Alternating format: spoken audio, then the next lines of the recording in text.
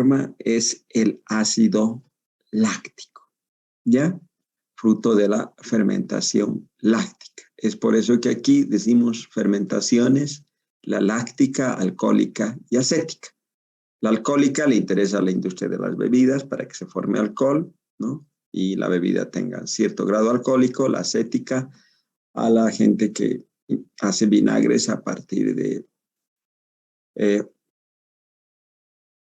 frutas, ya, y algunas hortalizas que también se puede hacer, ¿no? Pero no siempre sale bien el vinagre ni es bueno el rendimiento. Típico ejemplo tenemos el vinagre de manzana, muy conocido, carito, pero muy bueno el vinagre de manzana. A nosotros lo que nos interesa es la fermentación láctica, ¿ya? Entonces resulta que la fermentación láctica, ¿ya? Está caracterizado porque la materia, este compuesto se forma en el seno mismo de la materia prima, ¿ya? Y provoca cambios en la materia prima inicial, o sea, le cambia el sabor, le puede cambiar incluso un poco el color, ¿ya? Pero le cambia para bien, hace de que esta materia prima, pues al acidificarse del pH neutro, cercano al neutro que habitualmente tiene, pues se vaya acidificando hasta lograr pHs que lo hacen resistente al ataque de microorganismos que podrían deteriorarlo, ¿ya? Entonces, acá en los resúmenes bibliográficos, pues tenemos, ya digamos, como que algo bien pensado y escrito. Yo lo he dicho en mis palabras, de igual manera ustedes tienen que formular en sus palabras, ¿ya? Entonces, a ver, veamos, alguien acaba de entrar y, no sé, ya silencio su micrófono. ¿Qué dice acá? Las fermentaciones consideradas como método de preservación están caracterizadas por considerables modificaciones químicas de la primera materia y por el hecho de que los agentes conservadores se forman en el seno del producto. Eso está aquí en los resúmenes. Si se les preguntara algo que tiene que ver con esto, tienen que decirlo en sus palabras. Al ser un examen virtual no vale palabras textuales que hay en los resúmenes bibliográficos. ¿Ya? Espero que no hayan incurrido en ese error en el examen que han dado la anterior clase. Recién voy a empezar a verlo con calma. Estimo que unas 2 semanas les voy a poder dar los resultados. ¿Ya? Entonces, pero ya se les había indicado que no se trataba de copiar las respuestas, sino de entender la pregunta y dar una respuesta. De hecho, ninguna de las preguntas era como para decir, en esta parte está y esto hay que copiar, ¿no? Ninguna de ellas era así. Bueno, entonces, eso es lo que debe quedar claro. Ahora, de interés para nosotros suele ser el repollo, conocido como col en la bibliografía, a partir del cual el producto que se obtiene fruto de la fermentación láctica se llama choclo, un producto muy consumido en Alemania, ya un producto típico alemán. Los pepinillos los consumimos a nivel mundial como pepinillos al vinagre, ya, previa fermentación láctica y luego se lo coloca en un líquido de cobertura acidificado a base de vinagre, que es la práctica que van a hacer el día de hoy, ya. Y fruto de la fermentación láctica también tenemos los olivos, a partir de los cuales se obtienen las aceitunas, ¿ya? O sea, la materia prima es el fruto del árbol del olivo y el producto se llama aceituna. Que de igual forma se lo comercializa a granel, de corta vida obviamente, y si queremos que dure más tiempo hay que envasarlo, colocarlo en un líquido de cobertura, acidificado, y ahí tiene su fecha de vencimiento de 2 años, 3 años, lo que el fabricante haya determinado como vida útil para su producto. ¿Bien? Son 3 típicos productos que se comercializan a nivel mundial conocidos por nosotros, son las aceitunas y los pepinillos. El chucrut hay en algunos supermercados, pero tiene un sabor muy especial y que gusta a la gente. que desde niños han tenido acceso a este tipo de alimento. ¿Ya? Entonces, si queremos puntualizar algunas cosas, acá vamos a ver lo siguiente, ¿no? Dice, la fermentación láctica con la formación del ácido láctico, es lo que les decía, y que ocasiona el ácido láctico al aparecer un ácido en la materia prima, empieza a descender el pH. Sin embargo, el descenso del pH no es suficiente para asegurar la conservación. Por lo cual, dice, se necesita asociarla a otros métodos como la adición de cloruro de sodio, ya eliminación de una parte del agua, almacenamiento en fresco o envasarlo en líquidos de cobertura acídica. ¿Ya? O sea, si bien hay acidificación, no es suficiente para que, digamos, se pueda conservar. Hay que recurrir a otros aspectos como la adición del cloruro de sodio. Por acá andan algunos conceptos que tienen que ver con microbiología, así que no nos vamos a ocupar de eso, simplemente saber de que dependiendo del sustrato, ya, si es leche, se va a dar la fermentación láctica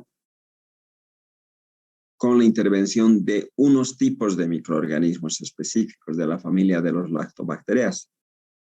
Y si es una hortaliza donde los carbohidratos, ya, la sacarosa y sus productos de hidrólisis son los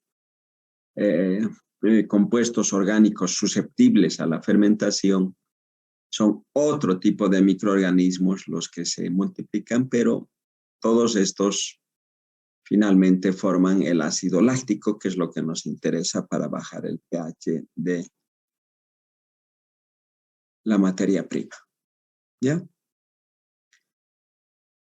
Entonces, resulta que dentro de las especies vamos a encontrar las homofermentativas, ¿ya? Que producen principalmente ácido láctico. O sea, son ese tipo de especies las que nos interesarían que se multipliquen, porque queremos que se forme ácido láctico para bajar el. Sin embargo, también hay especies heterofermentativas que producen grandes cantidades de etanol, ¿ya? Ácido acético, anhidrido carbónico, manitol, dextrato. O sea, producen algo de ácido acético, pero mayores cantidades de otros compuestos como ser el etanol. O sea, tendientes a jalar a la fermentación alcohólica, que no queremos nosotros. Entonces, está claro de esta explicación que los microorganismos que nos interesan que se multipliquen son los homofermentativos. ¿Ya? Ahora sí. Ahí.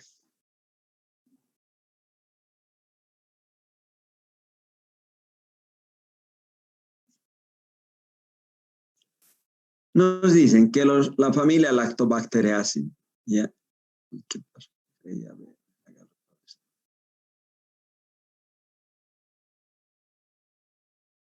Sí, ya está.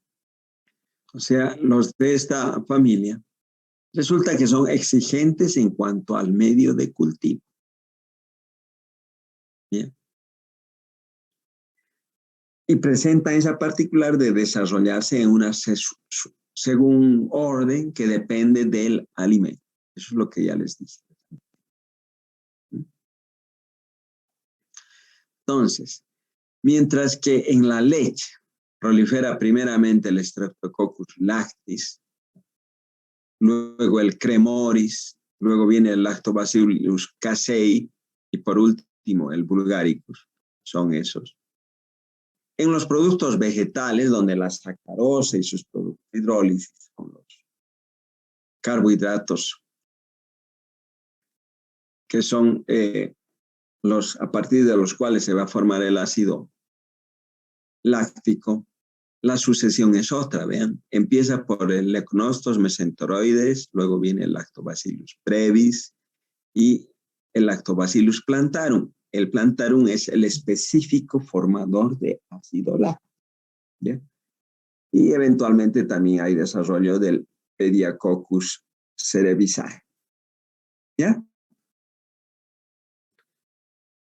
Resulta que estos dos primeros, ya estos de acá, son de carácter heterofermentativo, pero son los primeros que empiezan a multiplicarse. O sea que tuviéramos la formación de poco ácido láctico y más de etanol y otros compuestos, ¿ya? Dióxido de carbono, CO2, etc. Entonces, como eso no es de nuestro interés, porque lo que queremos es que se forme ácido láctico, pues hay que hacer algo para frenar su desarrollo. ¿Mm? ¿Qué es lo que se hace? Se recurre a colocar la materia prima en soluciones de cloruro de sodio del 5% para arriba. Entonces, una solución de cloruro de sodio mayor al 5% de concentración inhibe el desarrollo de los heterofermentativos. O sea que no les deja multiplicarse, por lo tanto, no deja formar alcohol, CO2, manitol, dextrano, ¿ya? Y más bien propicia, ya, el desarrollo del Lactobacillus plantarum, que requiere de medios salinos mayores al 5%. ¿Ya? En realidad, óptimo es alrededor del 10%. ¿Ya? Entonces, estamos creando las condiciones para una buena multiplicación del Lactobacillus plantarum y la formación consiguiente del ácido láctico. ¿Ya? Bien, espero que haya quedado claro eso. Se supone que ustedes se han leído, si no han leído, todo es un balde de agua fría y es tema de ustedes. Yo estoy dando la clase en función a que ya se les ha mandado la información, deben haberlo leído y pues no solo están aquí para puntualizar los aspectos más importantes y preguntar algo que no quede claro. No sé si hasta aquí hay alguna duda o consulta, debieran hacerlo. Vamos.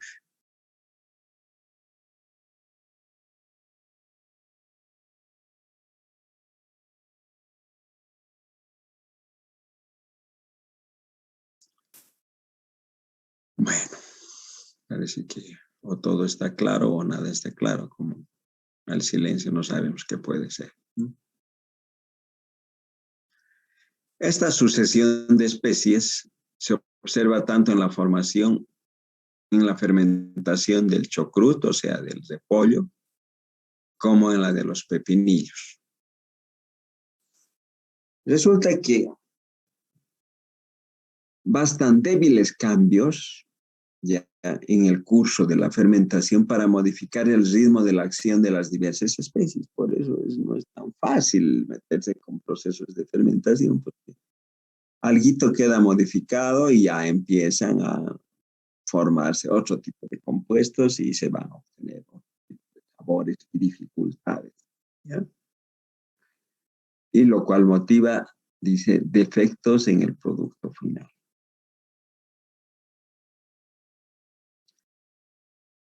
Aquí dice que la fermentación láctica está guiada esencialmente por el contenido de sal, cloruro de sodio. Como les decía, 5-6% para arriba. La temperatura también juega un papel importante, solo que es difícil de regularla. ¿Ya? Y se puede ver que en las tres preparaciones escogidas, como el chocrut, los pepinillos al vinagre y las aceitunas, ¿ya? Resulta que la naturaleza de estas materias primas, las modalidades de tratamiento que se les hace, ¿ya? Y las características de los productos finales influyen de modo muy preponderante, ¿ya? Entonces, si bien es común la formación del ácido láctico, pero cómo actúa esto finalmente en relación al sabor del producto terminado varía dependiendo de la materia. ¿Ya?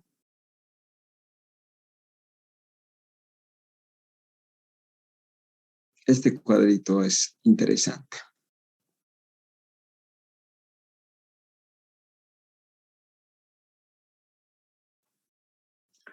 Dice, el chucrut se prepara con sal seca, los pepinillos y los encurtidos en salmuera,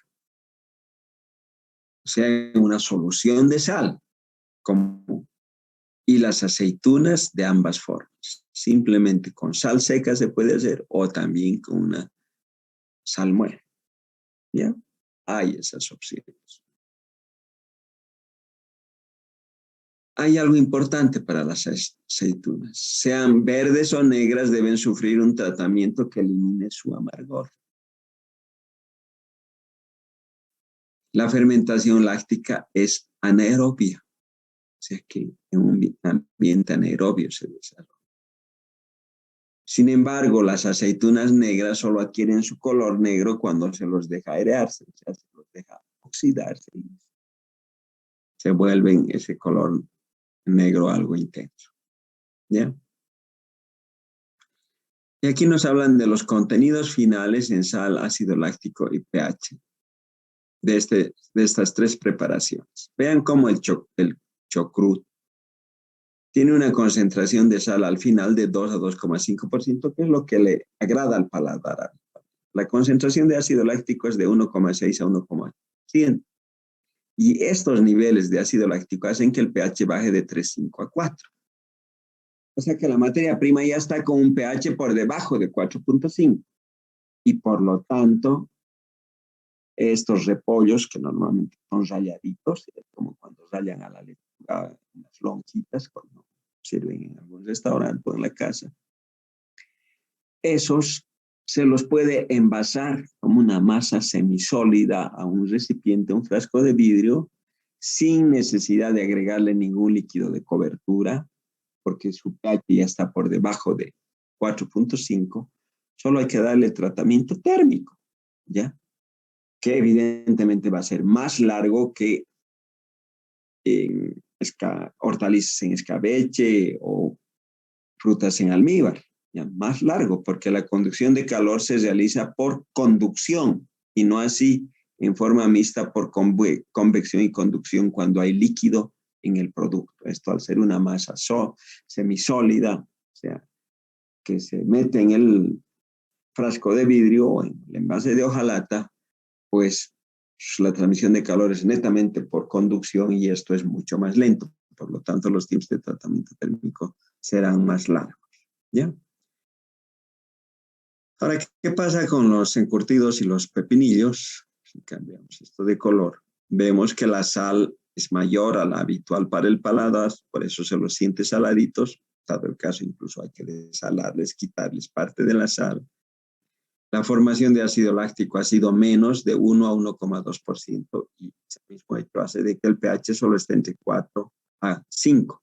Por eso es que se los coloca en líquidos de cobertura acidificados de tal manera que el pH de equilibrio quede por debajo de 4,5 y puedas recibir un tratamiento en agua abierta o agua en ebullición. ¿Y qué pasa con las aceitunas?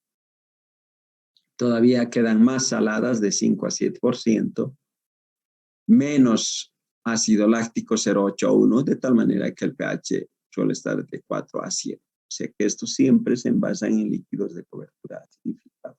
¿Ya? Pueden ser con ácido láctico que se acidifique o también vinagre o dado el caso solo ácido cítrico. ¿Ya? Bueno, entonces acá ahora podemos entender por qué ese chucrut está ahí envasado sin líquido de cobertura. Es una masa, como un repollo picado, fermentado, ¿no? Que se lo nota algo húmedo porque ha estado en una salmuera y se lo envasa. Y uno abre el envase y listo para servirse como una ensalada rallada, pero tiene un sabor muy especial que, bueno, en Alemania Alemania les agrada mucho a sus pobladores porque es un producto típico alemán, como a nosotros. El mote, pues hay habrá gente que es esta cosa que no tiene ni sabor ni nada, ¿no? Y el mote blanco, sin embargo, para nosotros, los bolivianos, suele ser algo muy agradable. Ya sobre gustos no se escribe. Bueno. Ahora viene el tema de las hortalizas encurtidas. ¿Ya? Una cosa son hortalizas sin escabeche y otras son hortalizas encurtidas. Hoy van a hacer la práctica de hortalizas en escabeche y van a escuchar algo al respecto. Sin embargo, ya les adelanto acá. Mientras una hortaliza en escabeche está hecha a base de hortalizas frescas, ¿ya? Que deben ser tiernas y frescas. Tiernas significa cosechadas en la primera etapa de la maduración y frescas que no ha transcurrido mucho tiempo desde su cosecha. Ese es el requisito a las materias primas para hacer hortalizas en escabeche. En cambio, las hortalizas encurtidas, no. Estas deben ser sometidas, a ver, déjame aquí esto, previamente a una fermentación láctica. O sea que agarramos las vainitas, las cebollitas, los pepinitos pequeños, los cornichones, y los sometemos a una fermentación láctica, lo cual hace que la textura y color cambien, como ya habíamos dicho al inicio. ¿Ya? Hace que eso cambie. Entonces, para hacer esta fermentación láctica, ¿qué se hace? La materia prima se sumerge en una salmuera del 10%. ¿Por qué?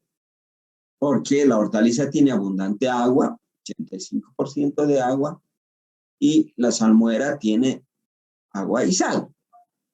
Entonces, si ponemos solo uno de 6%, resulta que el agua de la hortaliza sale y pues ese 6% va a empezar a bajar con el riesgo de que haya desarrollo de los heterofermentativos. No queremos eso.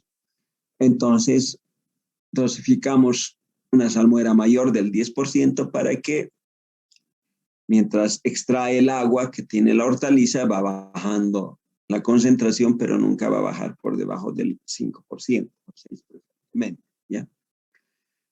Pero por eso es que recomiendan añadir sal a diario durante una semana y luego cada 3 días. O sea, si añadimos sal a diario, en la primera semana debemos quedar en un 11%, la segunda 12%, tercera 13% y la cuarta 14%.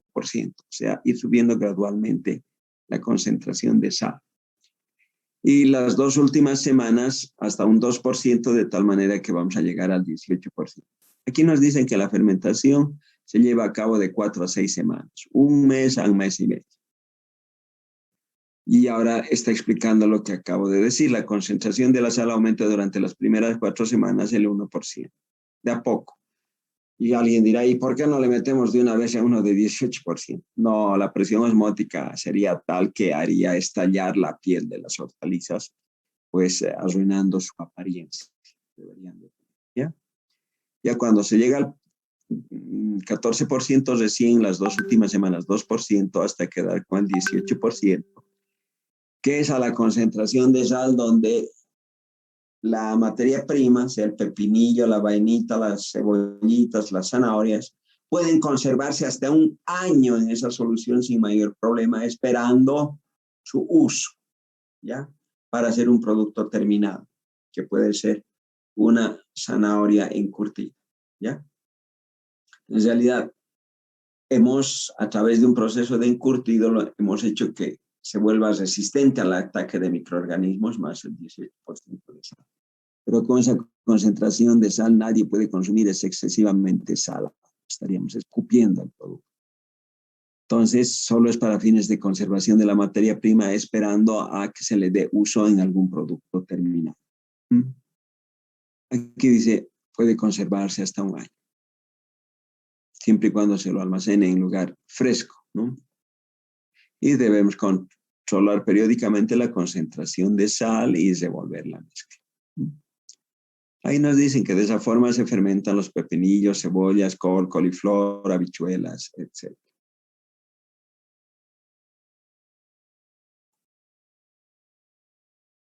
Para elaborar hortalizas encurtidas, o sea, para consumirlos, se debe desalar el producto conservado. Se tiene 18%. ¿Cómo se desala? Pues colocando en agua sin sal, para que la sal vaya pasando al agua y así vaya perdiendo la concentración de sal la hortaliza. Esto hay que hacer hasta que la concentración baje al 4%, que es lo máximo que el paladar aguanta. El agua debe tener una temperatura de 20 grados centígrados. A mayor temperatura, mayor la velocidad de difusión de las moléculas de sal, cloruro de sodio hacia el medio agua. Esas cosas aprenden en básica. Entonces, así hemos dado un pantallazo a lo que debemos entender por fermentación láctica. ¿Ya? Yo he escogido la elaboración de las aceitunas verdes aderezadas como un ejemplo de aplicación de la conservación por fermentación, pese a que en Bolivia no producimos, o si se produce en escala y a nivel artesanal, uno sabe ese método de conservación, pero así a nivel industrial, que yo sepa, nadie está produciendo. Todo lo que consumimos viene de España y de Argentina, Perú, las aceitunas. ¿Sí? Sin embargo, tenemos potencial de producir, de tener sembradíos del olivo, o sea, el olivo cultivado, cuyos frutos después nos sirve de materia prima para hacer las aceitunas. O sea que queda el desafío de poder poner plantaciones y una vez que entren en producción, den frutos, pues a partir de ellos elaborar unas aceitunas y pues desplazar a los productos que vienen de afuera, que pagan costo de transporte y dado el caso internación, póliza de internación, que encarece, debería de encarecer el producto. Y nosotros estaríamos en condiciones de producir más barato, pues porque no hay que pagar transporte, no hay que pagar aranceles. El producto se produce acá. Pero bueno, es nada más una iniciativa, ¿ya? Y de esta manera nos adentramos a la elaboración de aceitunas. Les he mandado dos videitos, espero que se hayan dado tiempo para verlo, es interesante. Aunque obviamente le falta toda la parte, el fundamento teórico de esto. Es lo que vamos a desarrollar esta clase, una parte, y la siguiente clase la vamos a completar. Ya vamos a empezar el siguiente tema también, ¿ya? O sea que el orden de los temas es en el cual se los he mandado que tienen que ir leyendo, ¿ya? Para el examen teórico. Bien, es tan importante la industria de las aceitunas en algunos países, ¿ya? Que resulta que México, España, produce el 25% del consumo mundial. ¿Ya? O sea, que todo lo que se consume a nivel mundial, que se produce a nivel mundial, España lo produce el 25%. Los españoles consumen bastante aceituna porque tienen inmensas plantaciones del cultivo cultivado, cuyo fruto es el olivo, el fruto del olivo. ¿Bien? Y si se trata de exportación, España exporta el 50%. O sea que es muy importante como ingresos por exportación que tiene España a través de la elaboración de aceitunas, ¿no? Entonces, es tan importante esta industria que hay una organización llamado COI, Consejo Oleícola Internacional, que es el que regula la producción y da los parámetros de calidad de las aceitunas. ¿Ya? Entonces, la COI dice, se denomina al fruto aceituna, dice, ¿no? Se denomina al fruto de variedad determinada del olivo cultivado. ¿Cuáles son esas variedades? Vamos a ver qué es la gorda sevillana, la manzanilla y la hojiblanca, las habituales. ¿Ya? O sea, no es cualquier variedad la que resulta ser la óptima para obtener un buen sabor, ¿ya? Y tener las características organolépticas que define la COI. Entonces, dice, recogido en el estado de madurez adecuada. Habrá que ver cuál es ese estado de madurez adecuada. Y de calidad tal, dice, que sometidos a preparaciones adecuadas de un producto de consumo y de buena conservación. Esos son los requerimientos. La misma COI, según el grado de madurez, las clasifica las aceitunas de mesa. Miren. Verdes. Color cambiante. Tipo negras. Y negras naturales. Hay algunas que llegan hasta el color negro en forma natural. Y no es que sean esas las que son a partir de las cuales se va a hacer la aceituna negra, no.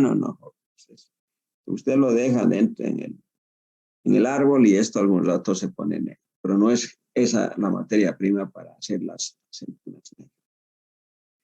Resulta que las verdes son en su primera etapa, luego estas mismas van cambiando de color, por eso hay color cambiante, y luego se ponen tipo negras porque se pone un color moradito oscuro, ¿ya? Eso, entonces son los grados de madurez que tiene la aceituna. Y otras finalmente se ponen en forma negra, en forma natural, y otras no. Se quedan así tipo negras, nada más. ¿Ya? Entonces, si vamos a hacer aceitunas verdes aderezadas, pues no vamos a usar las tipo negras, porque no resultarían de color verde. ¿Ya?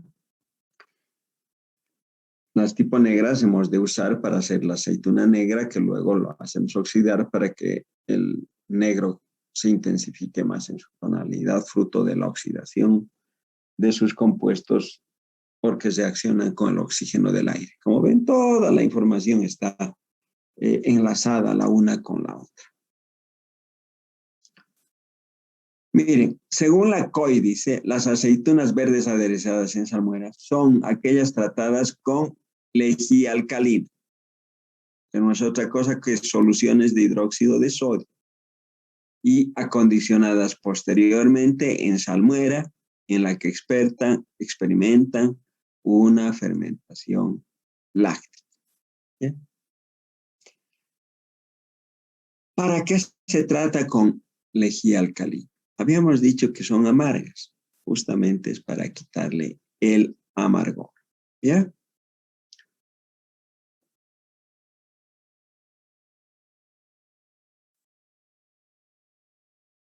Uy, estoy viendo que, bueno, aquí pensé que se había perdido el esquema. Miren, este es el esquema de las aceitunas verdes aderezadas, de la producción. Vemos acá que tenemos que la primera operación es la recolección y el transporte. Luego, una vez que llega a planta, se hace un escogido y una clasificación. Después de eso recibe un tratamiento con lejía, unos lavados y luego recién está listo para la colocación en salmuera donde se va a dar la fermentación láctea. Luego de eso se vuelve a escoger, se clasifica por tamaños, pequeño, mediano, grande. Dado el caso se deshuesa o se rellena y se lo envasa y recién se tiene el producto terminado listo para la venta. Entonces, nosotros vamos a hablar un poco sobre la recolección y transporte. ¿Ya? Luego sobre el escogido y la clasificación, el tratamiento con lejía. Y por qué se deben realizar los lavados. Y ya luego viene la colocación en salmuera y la fermentación.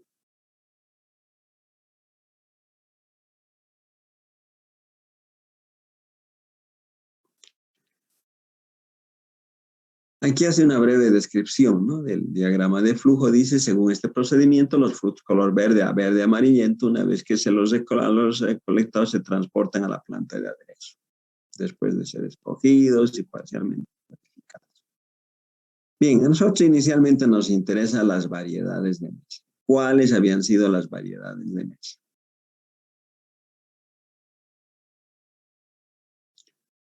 Ya.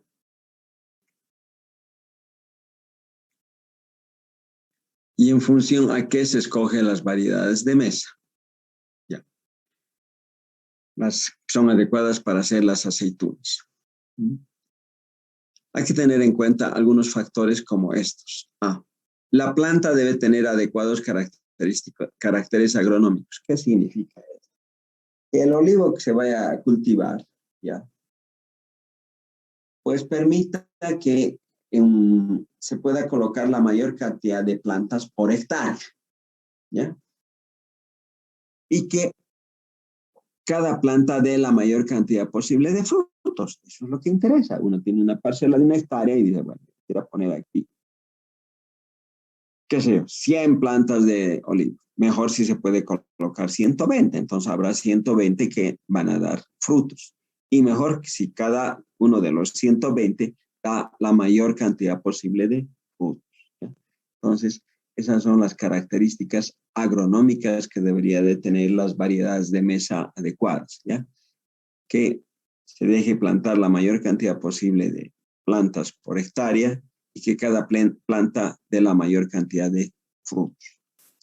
A nosotros, como transformadores, nos interesa sobre todo que presenten buenas características tecnológicas, ¿ya? Y eso tiene que ver con el tamaño y la forma del fruto, que debe ser característico la del olivo, ¿ya? Cuando uno ve un frasquito y ve un olivito, un fruto, una aceituna medio deforme, dicen que esto no se ve bien, ¿ya? Nos interesa también la relación pulpa-hueso que pueda tener y la facilidad de desprendimiento del hueso, ¿ya? Tamaño y forma del fruto. ¿Por qué es importante? Porque resulta que la COI define 3 tamaños, pequeño, mediano y grande. Para la misma capacidad de llenado, las aceitunas pequeñas tienen un menor costo que las medianas y estas un menor costo que las grandes, pese a que el porcentaje de llenado es el mismo. Es que a la gente le gusta los frutos grandes y tienen que pagar más, pese a que estás recibiendo la misma cantidad de peso, tiene el mismo peso escurrido, ¿ya? Entonces, y debe tener su forma característica. ¿Qué otra cosa interesa al consumidor? La relación pulpa-hueso, ¿ya? ¿A qué se está refiriendo? A ver, permítame buscar acá, voy a bajar esto de la pantalla, tengo la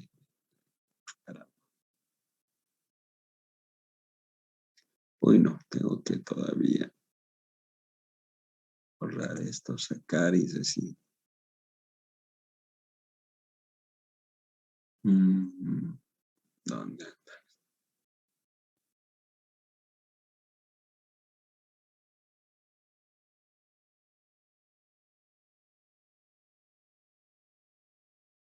A ver, acá. Ya, paramos eso y venimos acá.